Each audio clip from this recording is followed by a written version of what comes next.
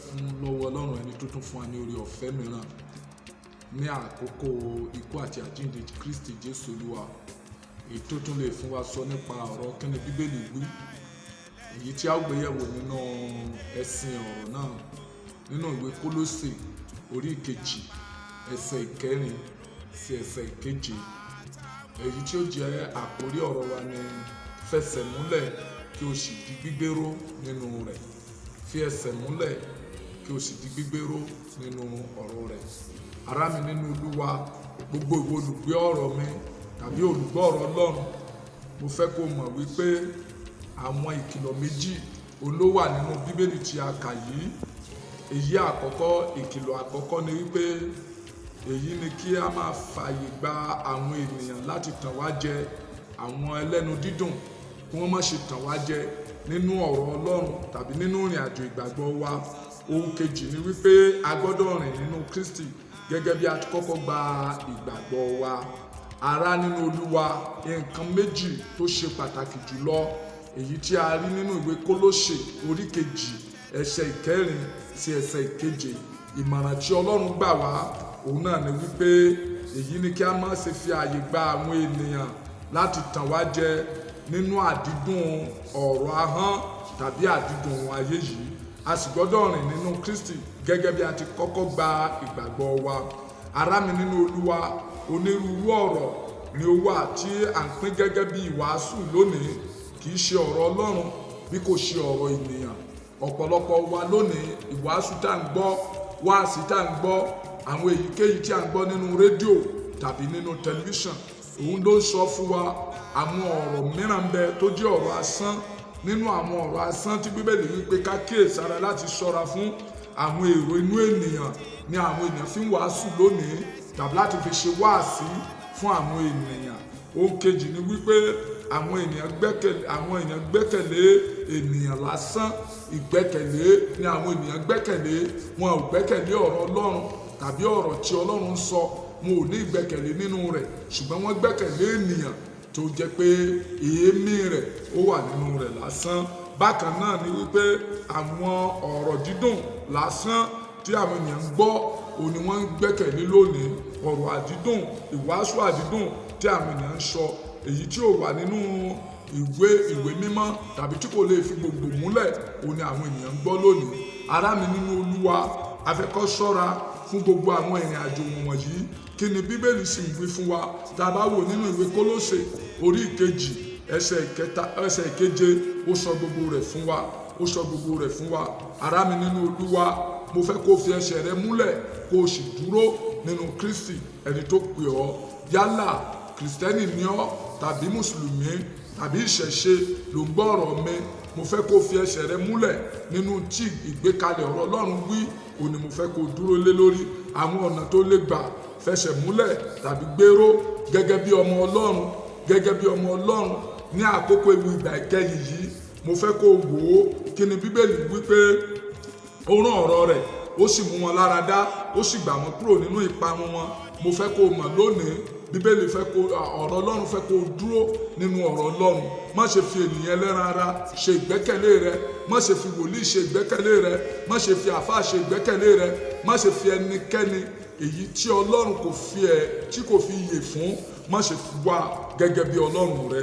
Tó bá wò nínú ìwé onísáàmù orí Psalm 107 verse 20, èyí tó sọ bẹ́ẹ̀ fún wa. Ará mi nínú Olúwa, ọ̀rọ̀ Ọlọ́run ni kó máa fi, ọ̀rọ̀ Ọlọ́run ló máa ń wo ènìyàn sàn, ọ̀rọ̀ Ọlọ́run ló máa ń so ènìyàn di òmìnira. Kò sí agbára lọ́wọ́ ènìyàn láti wo ènìyàn sàn, kò sí agbára lọ́wọ́ ènìyàn láti sọ ènìyàn di òmìnira, ṣùgbọ́n nínú Jésù Kristi ibẹ̀ ni òmìnira wà. Ohun kejì tó lè gbé ọ ró, má ṣe jẹ́ kí àwọn olùṣọ́ àgùntàn ẹlẹ́nu dídùn kí ó mú ọ yẹsẹ̀. Ará mi nínú Olúwa, gẹ́gẹ́ bí ọmọ Ọlọ́run tí ìgbà ìkẹyìn dé bá, má ṣe jẹ́ kí àwọn ènìyàn, àwọn wòlíì, àwọn evangelist, àwọn pastor, àwọn bíṣọ̀bù, àwọn tó jẹ́ wípé ẹnu dídùn òun náà fi ń wàásù ìrere Kristi, ṣùgbọ́n tí wọn kò dúró nínú ọ̀rọ̀ náà. Ṣọ́ra fún wọn kí wọ́n má bàa mú ọ yẹsẹ̀ kúrò nínú ọ̀rọ̀ náà. Àwọn tí wọ́n kàn àgbékalẹ̀ ọgbọ́n ènìyàn tí kì í ṣe ọgbọ́n Ọlọ́run, àwọn ènìyàn yìí wọ́n gbé ọgbọ́n ènìyàn kalẹ̀, wọ́n fi ń wàásù ìrere Kristi, tàbí láti fi sọ ọ̀rọ̀ Ọlọ́run fún àwọn ènìyàn ṣùgbọ́n tí kò sí nínú ọgbọ́n ọ̀rọ̀ Ọlọ́run. tó bá wò nínú ìwé Jákọ́bù orí ìkẹta ẹsẹ̀ kẹtàdínlógún títí dé kejìdínlógún ohun tí Bíbélì wí.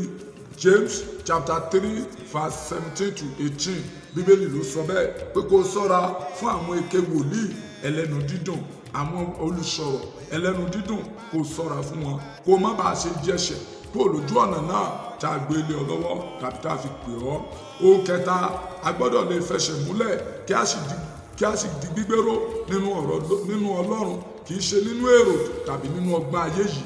Ọgbọ́n ayé yìí wèrè ní Bíbélì pé olùfẹ́, mo fẹ́ kó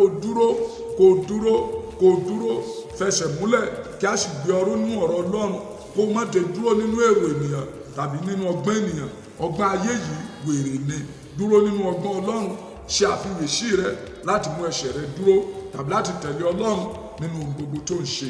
Ará nínú Olúwa, gẹ́gẹ́ bí ọmọ Ọlọ́run, bóyá pásítọ̀ ni ọ́, bóyá alàgbà nínú ìjọ, bóyá akọrin nínú ìjọ, bóyá òṣìṣẹ́ nínú ìjọ, dúró nínú tí Ọlọ́run pè ọ́ sí. Má ṣe gbọ́ ọgbọ́n ènìyàn tàbí ọgbọ́n ayé yìí. Tó bá wò nínú ìwé Éfésù orí ìkẹta ẹsẹ̀ kẹtàdínlógún Ephesians chapter 3 verse 17. Ará mi nínú Olúwa, ohun kẹrin tí mo fẹ́ bọ́ ọ sọ òun náà ni pé má ṣe gbẹ́kẹ̀lé tálẹ́ǹtì tó ní tàbí oore ọ̀fẹ́ tó lérò pé o ní. Oore ọ̀fẹ́ nígbà mìíràn ó lè mú ọ yẹsẹ̀. Oore ọ̀fẹ́ nígbà mìíràn ó lè mú ọ gbéraga níwájú Ọlọ́run ẹlẹ́dàá rẹ.